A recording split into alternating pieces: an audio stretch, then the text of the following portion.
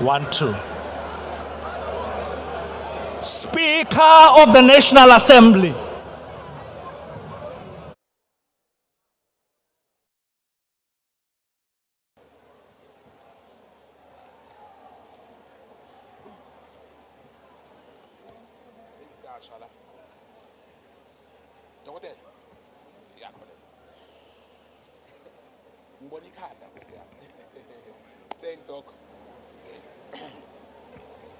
May we now have a moment of silent prayer and meditation.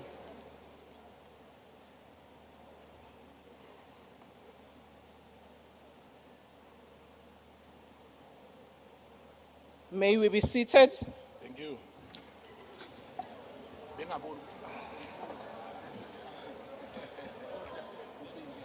Order, honorable members.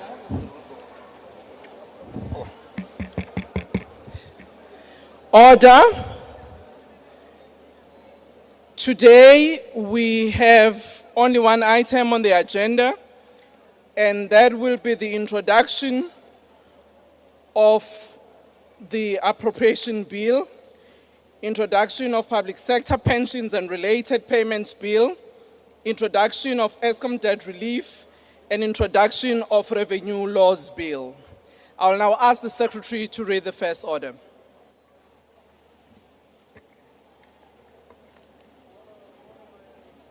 Introduction, appropriation bill and tabling of division of revenue bill.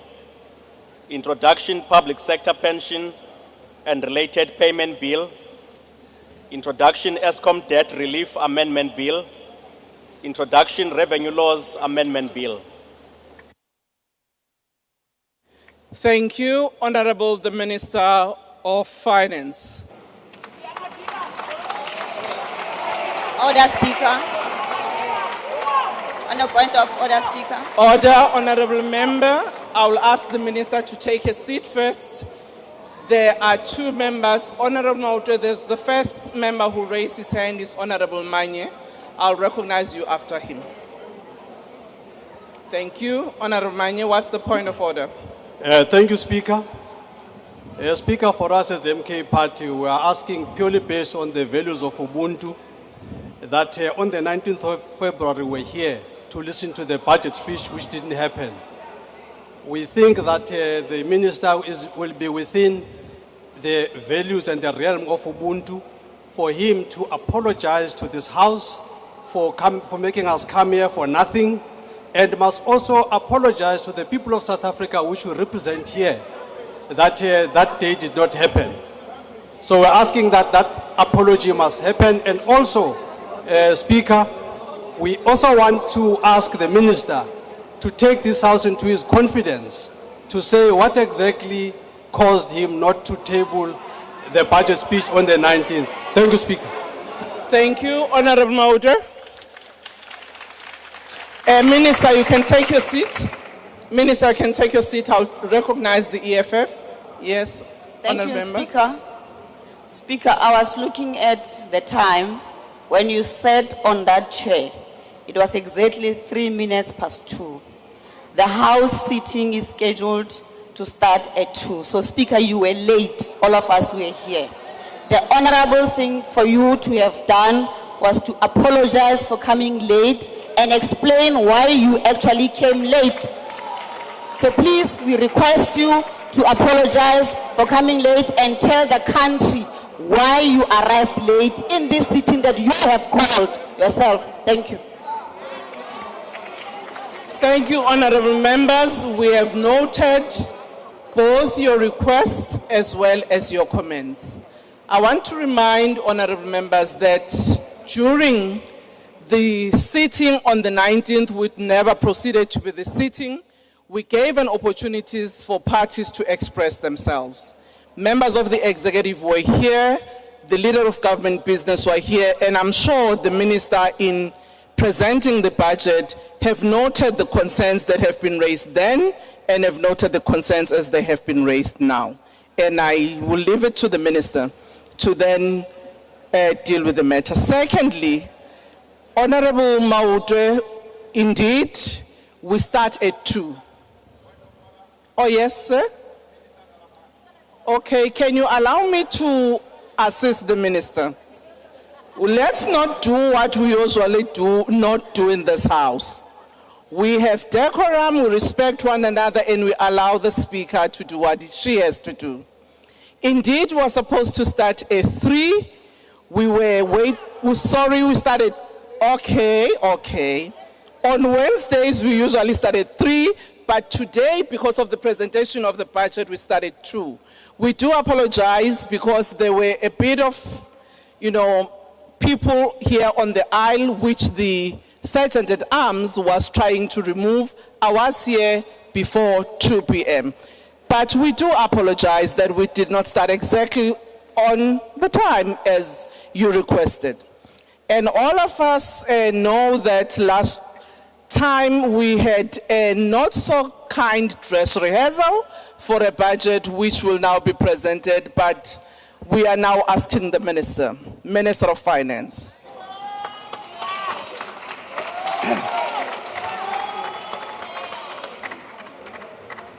Honorable Speaker, I'll probably assure Khila that I'm going to come back to that issue later. It's taken. Honorable Speaker, Togo Didiza, Deputy Speaker, Anneli Lotrit, Chairperson of the National Council of Provinces, Refulum Ntsweni Tsipane, Deputy Chairperson of the National Council of Provinces, Les Governor, His Excellency, the President of the Republic of South Africa, Cyril Ramaphosa, Honorable Deputy President Paul Mashatile, Cabinet colleagues, members of the Executive Council for Finance, honorable members, Governor of the South African Reserve Bank, Commissioner of the South African Revenue Service, fellow South Africans. Just before, I'm going to come back to that point, Khila. I have the honor to table the following documents before this House. The 2025 Division of Revenue Bill, the 2025 Appropriation Bill, the 2025 ESCOM Debt Relief Amendment Bill, the 2025 Public Sector Pension and Related Payments Bill, the 2025 Revenue Laws Amendment Bill, the 2025 Estimate of National Expenditure, the 2025 Budget Review, and this 2025 Budget Speech. Just on a lighter note, Madam Speaker, let me first, before going on that lighter note, take the point raised by Honorable Manyi. And indeed, it was an inconvenience for this Parliament and the people of South Africa. And indeed, we owe this Parliament an apology. And we owe the people of South Africa an apology. No doubt about that. We didn't like the postponement. But on a lighter note, I saw on social media something that said this budget is postponed until my favorite club wins. That is Kaizer Chiefs.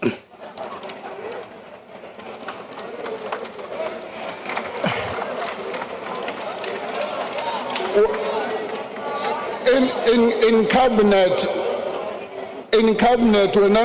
when I made this point, Dr. Ramkhopa wrote me a piece of note and said, "Oh, this budget will never be tabled." And Honorable Gigawa said, "Hey, these people are putting the country in crisis because this budget will never be tabled." Now, let me go back to the postponement, as I've apologized.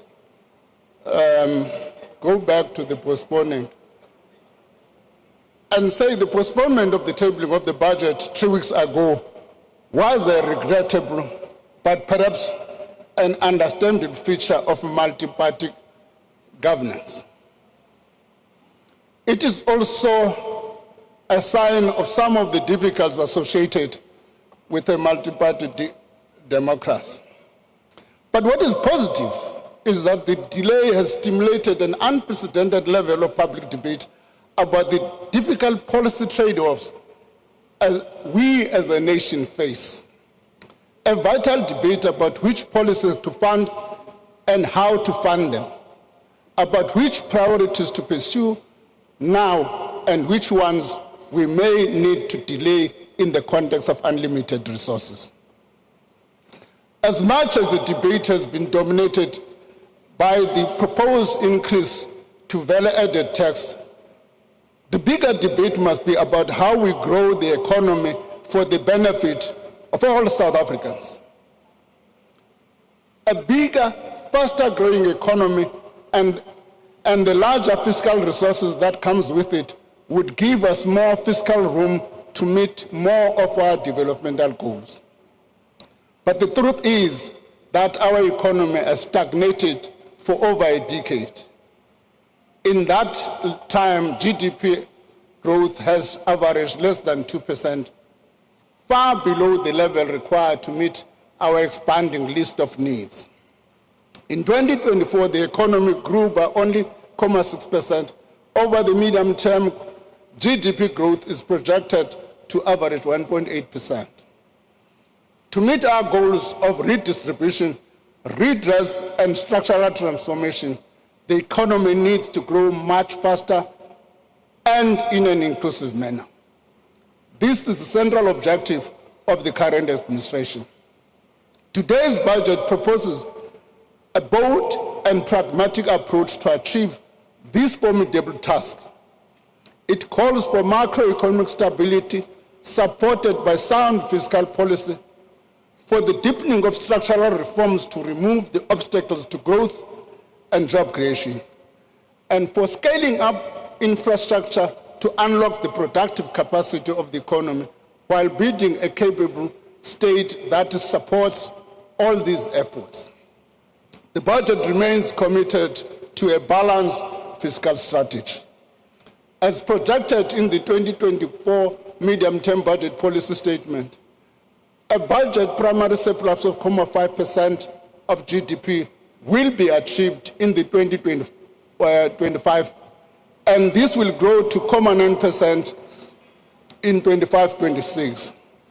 Government debt will stabilize at 76.2% of GDP in 25-26, while the consolidated budget deficit also narrows to 3.5% by 27-28.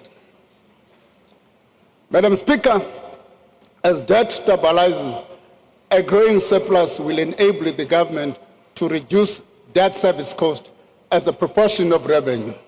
Some of these savings will be used to build up fiscal buffers that we need as protection against future economic shocks. Shocks like the COVID-19 pandemic and other uncertainties stemming from the rising geopolitical tensions and the global economic ramifications thereof. Debt service costs will amount to 389.6 billion in the current financial year. This translates to 22 cents of every rand we raise in revenue.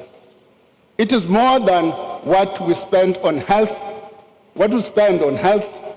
the police, or basic education.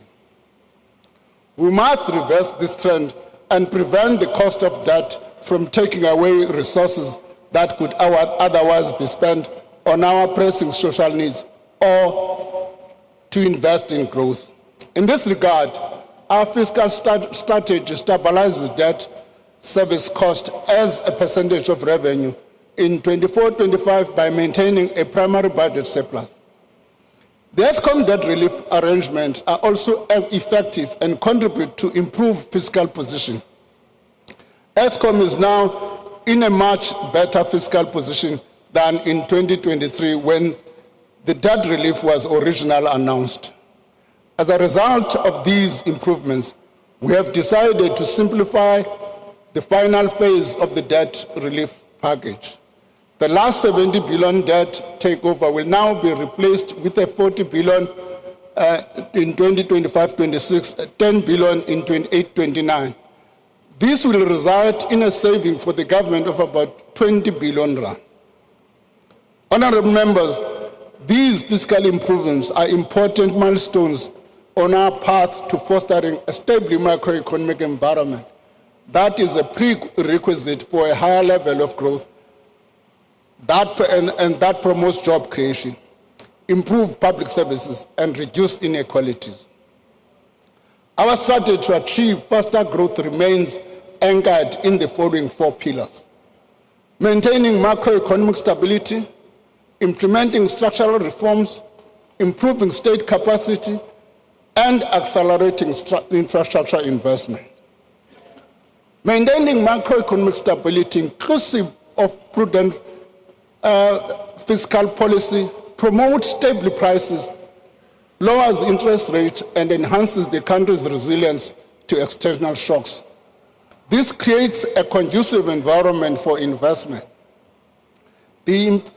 Implementing structural reforms removes impediments to growth and creates a solid foundation for a higher and sustained economic growth. Madam Speaker, it was out of this realization that economic growth and fiscal stability are mutually reinforcing that Operation Vulindlela was formed as a joint venture between Treasury and the Presidency to fast-track the implementation of the structural reforms. Its objective were to stabilize the supply of electricity, create a competitive and efficient freight logistics system, reduce the cost and improve the quality of digital communication, ensure a stable quality supply of water, reform the visa regime to facilitate skilled immigration and support tourism. Since its establishment in 2020, Operation Vulindlela has made real progress in achieving these objectives. For example, the energy reform that created 22,005. The energy reform that created 22,005. More than 10,000 megawatts are formally registered with NASA, which is of the last step in the regulatory process. These projects will contribute to reducing power cuts. The freight logistic roadmap was approved. The roadmap allows private sector participation and gives third-party access. Acceleration in accordance with the network statement. The cost of 1.5 gigabyte data bundle has declined by 51%, allowing individuals and small businesses to access more affordable data.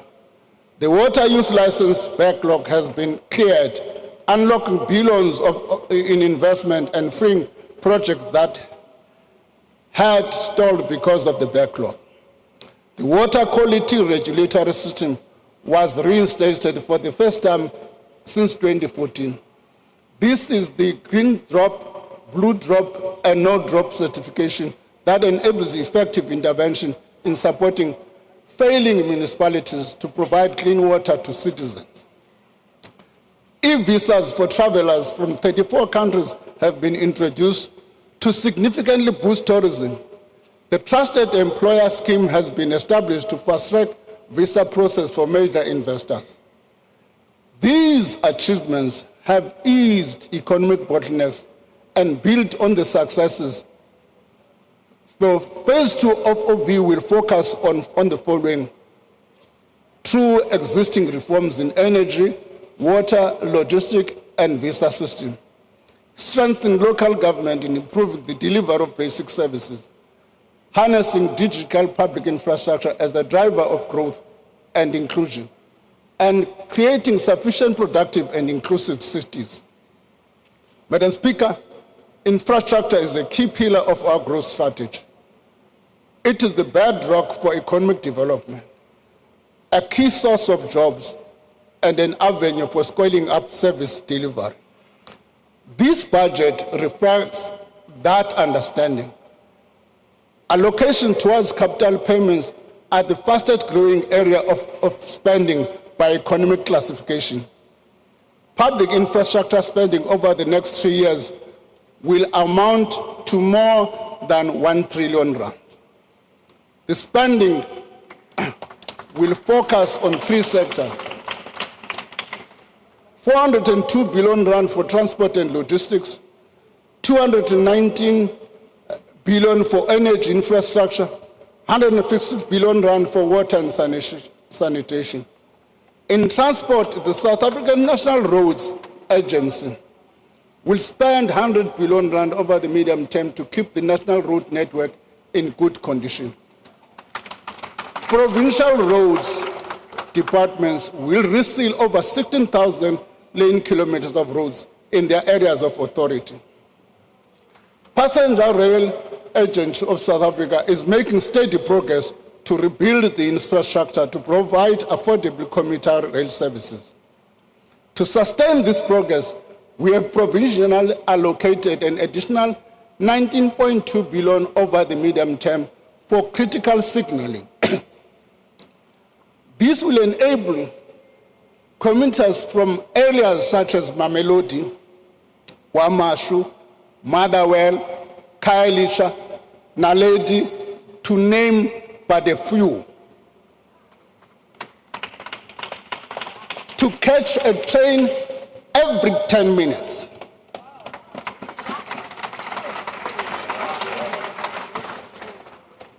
To get to and from work and significantly reduce the money that lower income households spend on transport. Let me pause and show an example. Let me pause. The World Bank has produced a report. People tend to be selective when they read the right report. They don't read what they don't like. What that report says is that rand for rand, if you had to compare a worker from South Korea and a worker from South Africa, rand for rand, the South African worker gets lesser disposable income than the South Korea. The explanation is cost of transport. In South Africa, that cost of transport is affected by two things: the spatial dimension, and secondly, the cost of transport. And this investment critically deals with that challenge for poor communities in our areas. I don't know, when somebody said it's not, this budget is not proper, what do you mean? This allocation will also allow PRASA to maximum the potential of the 241 new trains delivered through the rolling stock renewal program. Despite the progress made, PRASA procurement system needs strengthening. The management of the unit of the entity has already instituted measures to strengthen their procurement weaknesses. This includes getting support from the National Treasury to build capacity and mitigate risks, and undertaking live audits for larger procurement projects. In the water sector, we're investing in several large-scale dam projects that are ramping up or entering construction. The Mkomazi project is expected to commence construction in November 2027, transferring water into the Mngeni water supply system. This will increase the total capacity of the system to 5 million households in eThekwini and 4 district municipalities in KwaZulu-Natal. The Bergville augmentation scheme is expected to start in July 2026. The project will improve the Western Cape's water supply system, improving regional water security while reliably supplying domestic, agricultural, and industrial water users. To further accelerate infrastructure delivery and effectiveness, we are continuing reforms to facilitate greater private sector participation, capital budget reform, and alternative infrastructure financing. The new regulations for public-private partnerships have been finalized and will take effect on the 1st of June 2025. The regulation reduces procedural complexity of undertaking PPPs, create capacity to support and manage PPPs, create clear rules for managing unsolicited bids, and strengthen fiscal risk governance. The regulation also makes provision for national department to establish sector-specific PPP units These units will drive private sector participation, creating opportunities to optimize the balance sheets of financial distressed state-owned companies. The Department of Transport and Transnet will engage the market on PSP projects in the following areas: the iron ore, chrome, coal, and manganese lines, expansion and automation of the ferrochrome and magnetite terminal at the port of Richards Bay, the container and automotive sectors, including the potential designation of the South African container port system as a regional transshipment hub for major shipping lines, and establishment of independent rolling stock leasing company. Should Transnet require gap funding for its PSP project, the budget facility for infrastructure will consider these after proper packaging and financial structuring. Additional guarantees may also be considered to finance the entity's maturing debt as well as its capital investment program. In the energy sector, the independent transmission program will be launched later this year. A request for information for a multi-line transmission packaging will also be issued by the Independent Power Producer Office in July this year, followed by a request for proposal in November. This will enable the private sector to play a key role in the expansion of the transmission network. Madam Speaker, we have reconfigured the BFI, the budget for infrastructure facility, to run multiple bid windows instead of just one annual window. Earlier this week, we published a call for proposal under the new system. The first window is now open and will close mid-April. The next window will open soon thereafter. Financing decisions to determine the appropriate fiscal mechanism to support projects have also been separated from the evaluation and budget processes.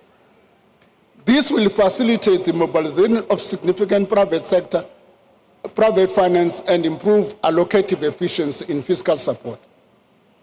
This includes financing for proposals approved during the special window last year. Lastly, our efforts to diversify the financing structure to support infrastructure are taking shape. A credit guarantee vehicle to mobilize private sector capital by de-risking projects will be launched in 2026. Its initial focus will be on independent transmission, aimed at bridging the energy transmission deficit. Once the vehicle has demonstrated its efficacy, it will be broadened to include other sectors.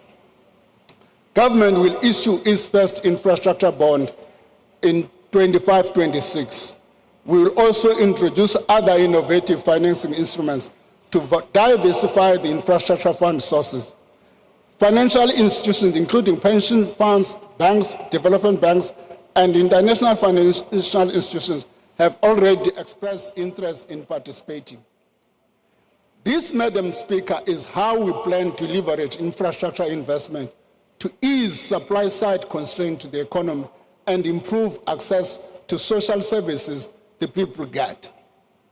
Madam Speaker, there are several persistent spending pressures in health, education, transport, and security. These have to do with the government properly fulfilling its service delivery mandate. After careful consideration, the government has decided to fund these. Deferring the funding of these sectors further would compromise the government's ability to meet its constitutional obligation to those people. To raise the revenue needed, the government proposes to increase the VAT rate by 0.5 percentage point in 25-26 and by another 0.5 percentage point in the following year. This will bring the VAT rate to 16% by 26-27. Let me pause for a moment. Let me pause for a moment and say, Order, honorable members. Let's allow the minister to finish his presentation. Madam Speaker, should the spending reviews and other measures we're embarking on yield enough extra revenue, we will reassess the need to embark on the second 0.5% point increase to that. Government also proposes no inflationary adjustment to personal income tax brackets and medical tax credits. These measures will raise 28 billion in additional revenue in 25-26 and 14.5 billion in 26-27. Madam Speaker, this decision was not taken lightly. I can tell you now, no Minister of Finance is ever happy to increase taxes. We are aware of the fact that a lower overall burden of tax can help to increase investment and job creation and also unlock household spending power. We, however, have had to balance this knowledge against the very real and pressing service delivery needs that are vital to our developmental goals, and we cannot be further postponed. Honourable members, we thoroughly examined alternative raising the VAT rate.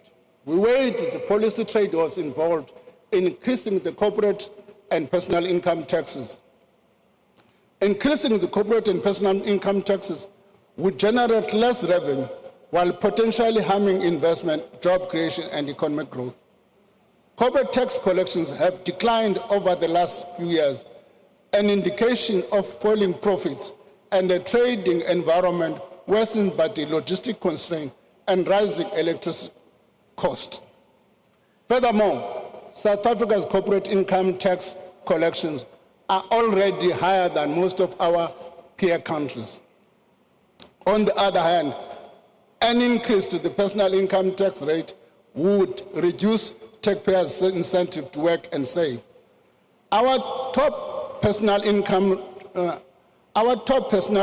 tax rate and our personal income tax collection as a percentage of GDP are far higher than those of the most developing countries. Increasing it is therefore not feasible. Taking on additional debt to meet the spending pressures was also not feasible. The amount is simply too large. The cost of borrowing would be unaffordable. Our sub-investment credit rating would also make this level of borrowing costlier and put us at a risk of even further downgrowth. Madam Speaker, VAT is a tax that affects everyone. By opting for a marginal increase to VAT, its distributional effect and impact were costly considered. The increase is also the most effective way to avoid further spending cuts and to enable us to extend the social wage. The government is very aware of the cost of living pressures faced by households, including higher food and fuel prices and rising electricity and transport costs. This is why we are taking concrete steps to protect vulnerable households. This is done through providing social grant increases that are above inflation, expanding the basket of zero-rated items to include vegetables, dairy liquid, blends, meats and poultry products. We are also not increasing the fuel levy for another year, saving consumers around 4 billion. Madam Speaker, broadening the tax base and improving the administrative efficiency of the South African Revenue Service allow us over time to spread the tax burden more evenly and equitably. With this in mind, SARS is allocated 3.5 billion in the current financial year and an additional 4.4 billion over the medium term. That takes the total SARS allocation to 7.5 billion over the medium term. By the end of February this year, SARS reported a significant increase in undisputed debt. This means billions of rand are owed to the state.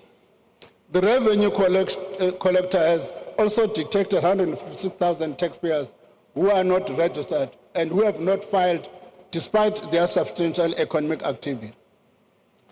We therefore call on all South Africans to comply with the law and support SARS in its endeavor to collect the revenue that enables government to fund and provide critical services.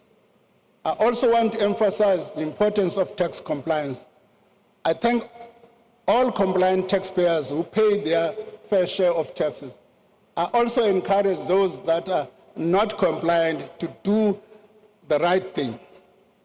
The rewards of higher tax compliance and efficiency take time. Once again, the investment we make today in SARS will allow us to collect at the time to make improvements. Madam Speaker, the revenue proposed through the tax measures announced in this budget will contribute largely to us providing 232.6 billion in additional funding to key programs over the medium term. This amounts to 102 billion in 25-26, 68 billion in 26-27, 62 billion in 27-28. The funding is for spending pressures for infrastructure investment, social protection, a higher than anticipated public service wage bill, a provisional allocation for critical frontline services. Honourable members, in the last year alone, public sector health system lost close to 9,000 health workers. We did not have enough money to retain or replace them, even after reprioritizing funds budgeted for consumables and medicine. Accruals in this sector, which is the money owed by department to vendors for service already provided, also ballooned to 22 million. Let me just dramatize this thing. How it works is that in a Department of Health in a province, they pay, you provide services. The Department of Health does not have money to pay you now. They are going to wait for April. In April, they pay you with the new money for the previous year. The second year, in 25-26, they don't have money to pay for the new ones. So it can't be allowed to go on like that. It can't be allowed to go like that. Will be any responsible government if we allow such things to happen. And as a result, therefore, our health services are becoming dysfunctional.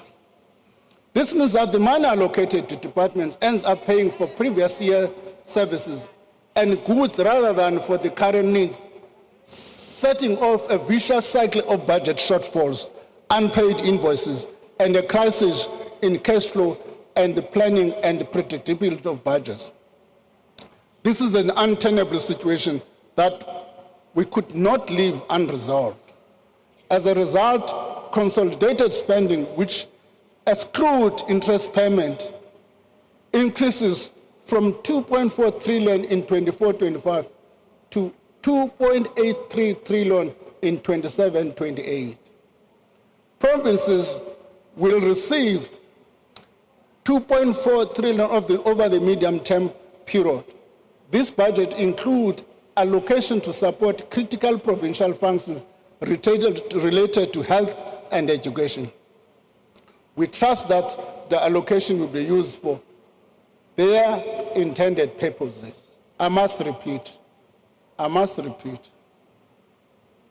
because these funds that are allocated to provinces go through what is called an equitable share. Once they become part of the equitable share, the decision to divide that money and allocate becomes a provincial one. And the provincial government is at liberty to use it in any manner it decides. And the final product is the loss of capacity in health services. The local government equitable share will increase from 99.5 billion in 24-25 to 115.7 billion in 27-28. This is to fund increases in the cost of bulk water and electricity costs provided for free to needy households. In 25-26, 83% of the local government equivalent share provides free basic services package for R610 per month to 11.2 million poor households. Honorable members, this package of free municipality services continues to be a key tool for reducing poverty and inequality, raising living standards and facilitating access to a greater economic opportunity. Madam Speaker, a 3-year wage agreement has been reached, although the agreement exceeds the 2024 budget. In the medium-term budget policy statement projections, its duration reduces uncertainty in the budget planning. This agreement will cost an additional 7.3 billion in 25-26, 7.8 in 26-27, and 8.2 billion in 27-28. These are the companies that are outside matching for me. An amount of 11 billion rand provisionally allocated for the next 2 fiscal years for the early retirement initiative, whose intention is to attract younger employees into the public service. Preliminary savings are expected to average 7.1 billion per year over the medium term, long term. The savings will be retained by the departments.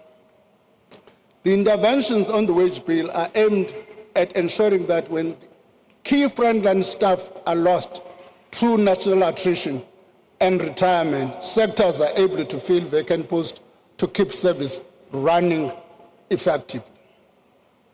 Paying salaries constitute 76% of the provincial education department.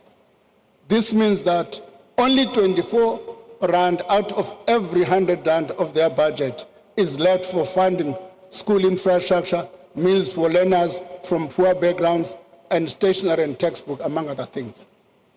Our learner-teacher ratios remain higher than we would like, meaning that we still need more teachers in classroom.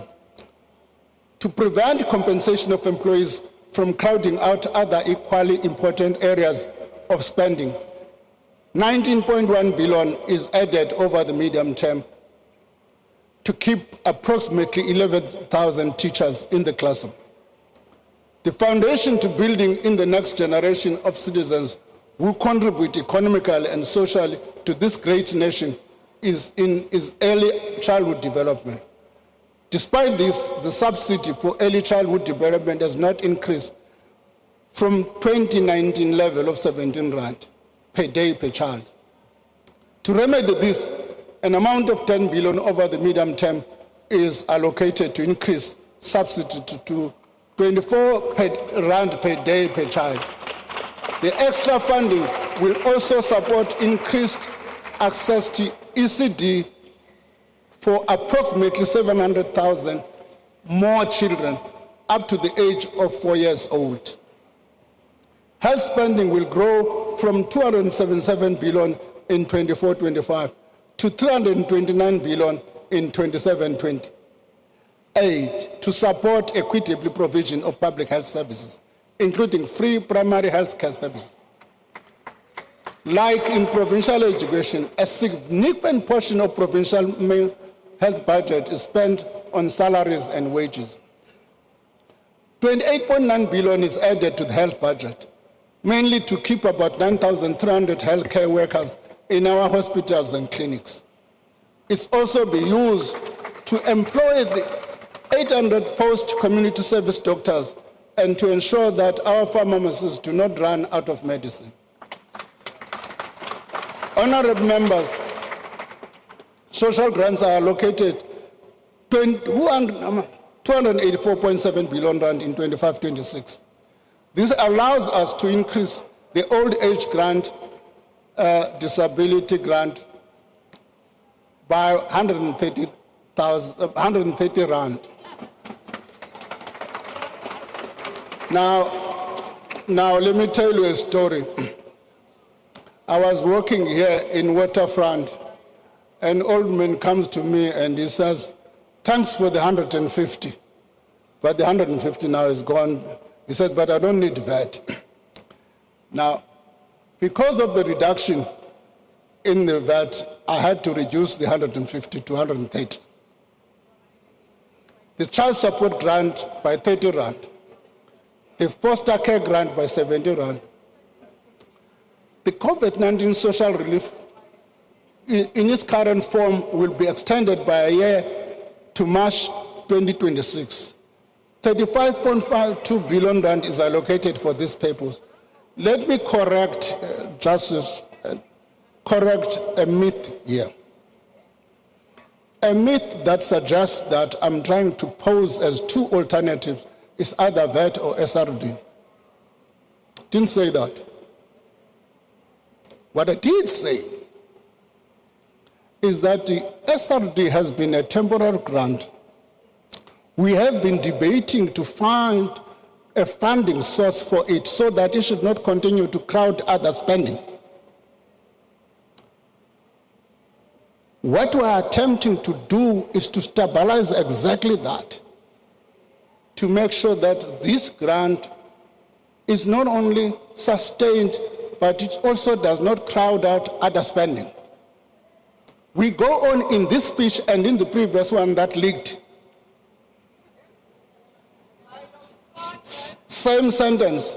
As announced by the President in the State of the National Address, the SRD will be used as a basis for the introduction of sustainable form of income support for unemployed people. The future form and nature of the SRD will be informed by the outcome of the review of the active labor market policy programs. This is expected to be completed by September 2025. Madam Speaker, nearly 28 million beneficiaries will access social grants. The truth is that it is one of the most comprehensive social safety nets among emerging economies. This reflects our commitment to addressing poverty and inequality while keeping our spending sustainable. In this budget, we have also made a provision to replenish the funding for our security functions and peacekeeping commitments. 9.4 billion is allocated to fund the Defence Force and correctional services. Over the medium term, 5 billion has been allocated to the Department of Defense to support South Africa's participation in the SADC mission in the Democratic Republic of Congo and to supplement existing peacekeeping activities. We will continue working with the Department of Defense on ways to change the composition of expenditure to modernize the defense force moving forward. Madam Speaker, combating financial crimes and corruption is essential to protecting the integrity of our economy and the institutions that foster stability and social well-being. Funds are allocated for enhancing the financial forensic and accounting capabilities in our law enforcement institutions, further strengthening our ability to detect and prosecute complex economic crimes. These efforts address recommendations from the Financial Action Task Force and the State Capital Commission, ensuring that we continue to fight money laundering and the financing of terrorism with urgency and precision. There are remaining issues that require work during the year, which may require funding later in the year. These include infrastructure projects in the BFI, the rolling stock fleet renewal program, accommodating population changes that impact on provincial equitable share, in particular the 3 provinces, strengthening capability in the Office of the Chief Justice, Statistics South Africa and the South African Revenue Service were already attending to it. An issue which has been raised is also the issue of political funding and infrastructure provision for real houses. Madam Speaker, our ability to deliver public service depends on having a competent, capable, and ethical state.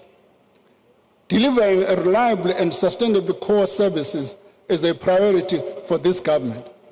Our focus must remain on more effective and efficient service delivery, and proper combination between personal expenditure, operating costs, and the maintenance of fiscal facilities and assets, supported by professional and efficient administration.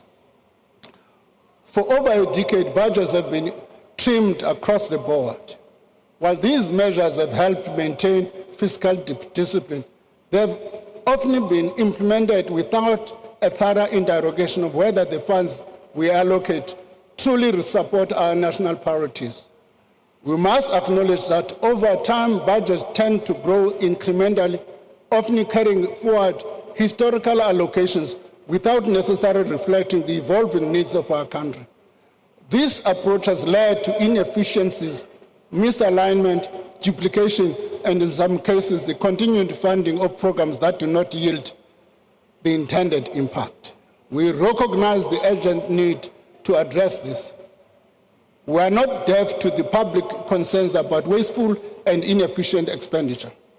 We know that we must earn the taxpayers' trust every day by spending public money with care and ensuring that every rand collected is spent on its intended purpose. Since 2013, as part of the ongoing evaluation of the operation of government, national treasuries and provincial treasuries have undertaken 240 spending reviews. These reviews range from a number of things such as officer accommodation, fleet management, and so on. However, we have agreed, out of a long discussion with colleagues in government, including the president, that we need to focus on this area of spending reviews, and as such, change the institutional arrangements that we have and locate the spending reviews in the president's office. In that sense, incorporate some of that work to the Operation Vulindlela moving forward. So we are going to give that institutional capability moving forward.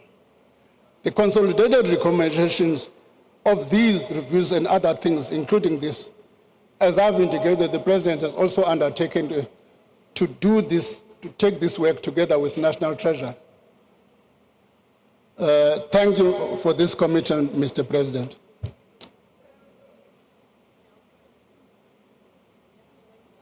As the National Treasury, we are ready to take the lead to improve effectiveness and efficiency of spending.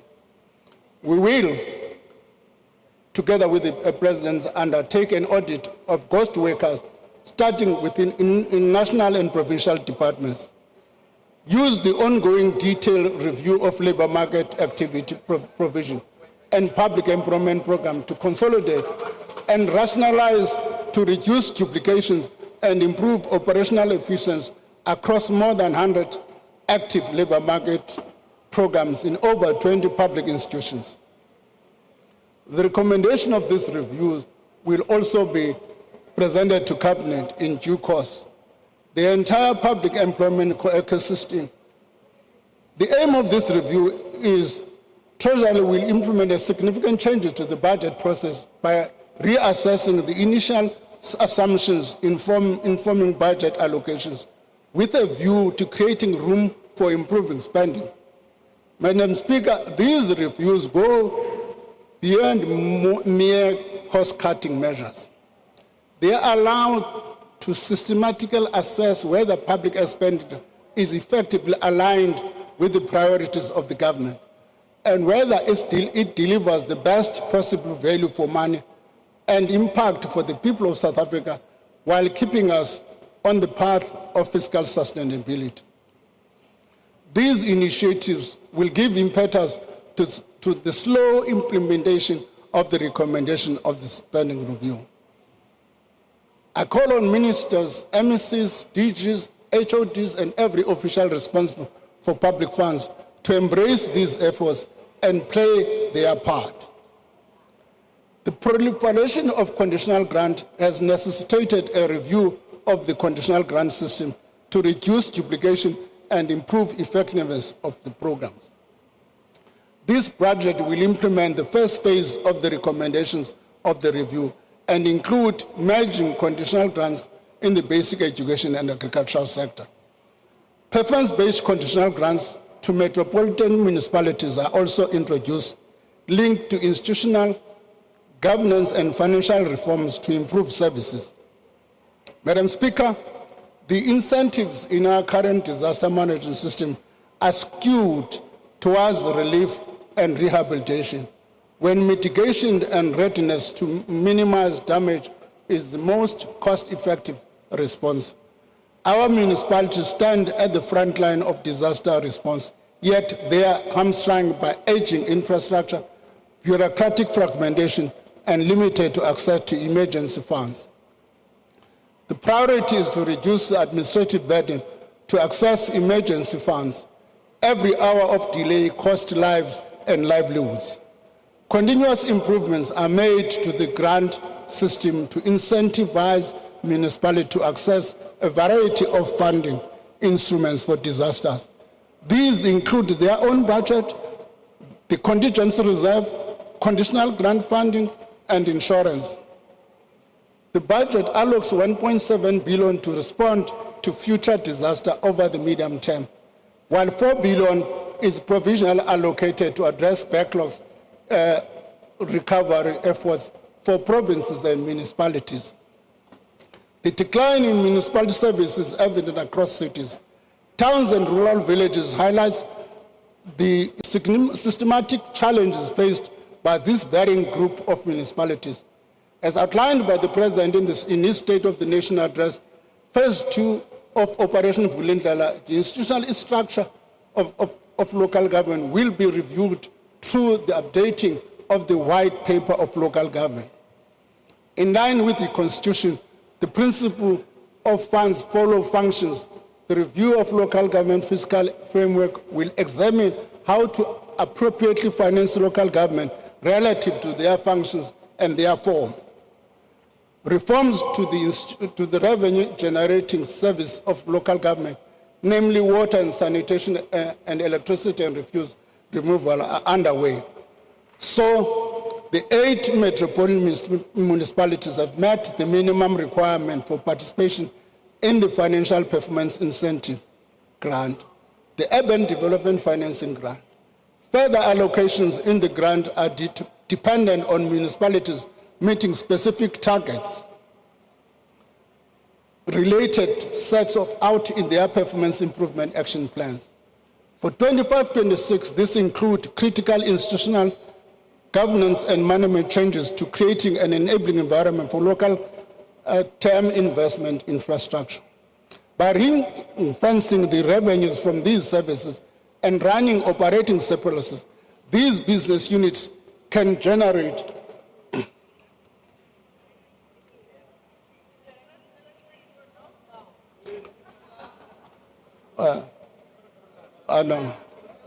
I'm not saying these units can generate funds for infrastructure improvements to deliver quality services. Madam Speaker, in conclusion, allow me to reiterate that through the policy choices we have made and the carefully targeted allocations we are proposing, the public institutions should be in a better position to continue delivering much needed services. This budget reflects our collective efforts to chart a path through difficult times to prosperity. It represents a vision of future and realistic assessment of the present, as well as the options available to us right now. This vision can only be achieved by making difficult but considered policy choices, choices that weigh up trade-offs and commit to a way forward. Honourable members, this budget is a product of a combined and careful consideration of the Cabinet of the Government of National Unity. Despite some minor disagreements, I must confess, that has done the difficult and necessary work of assessing the alternatives open to us at the current conjuncture in our growth journey.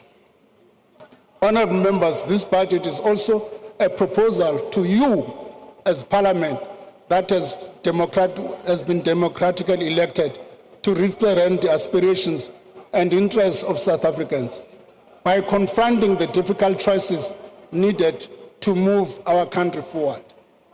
It is in this spirit that I draw to the words of the Pan-African leader Amal Kabar, who advises us, always bear in mind that the people are not fighting for ideas, but for things for ideas, for things in anyone's mind. Order, They are honorable fighting members.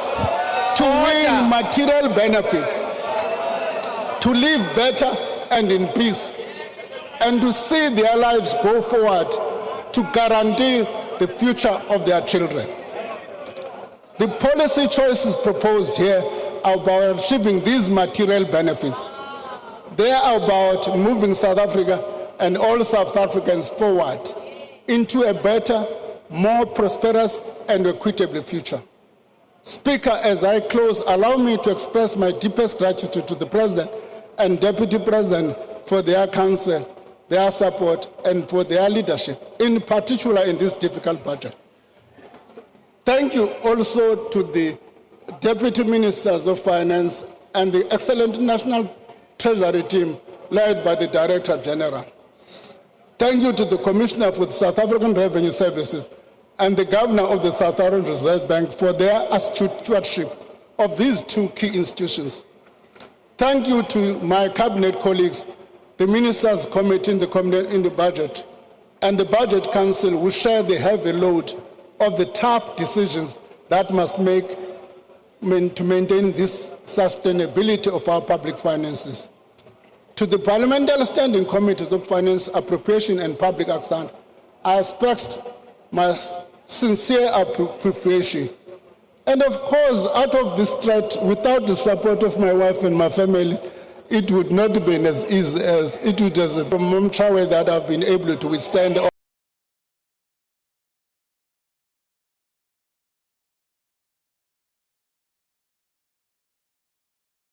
Continue to entrust their aspiration to us. I thank you. Thank you, Honorable Minister.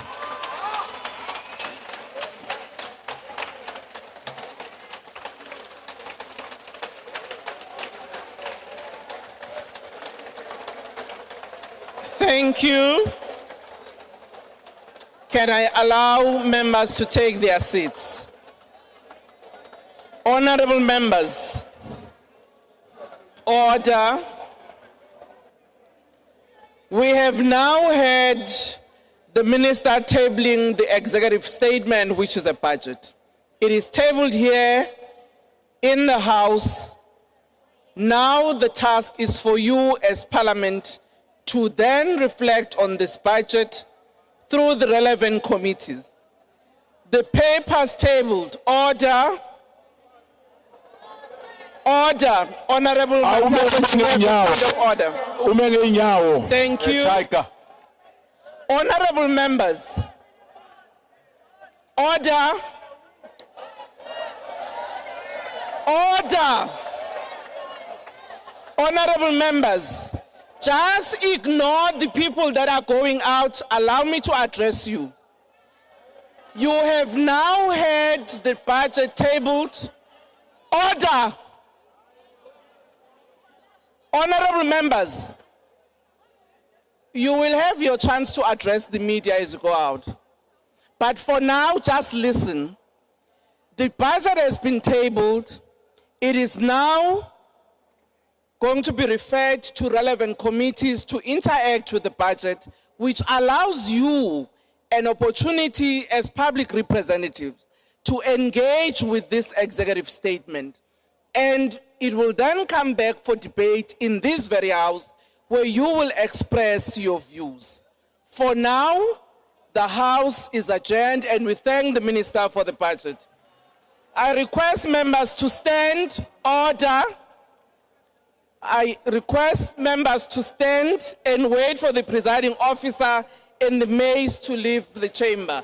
That concludes the business of the meeting.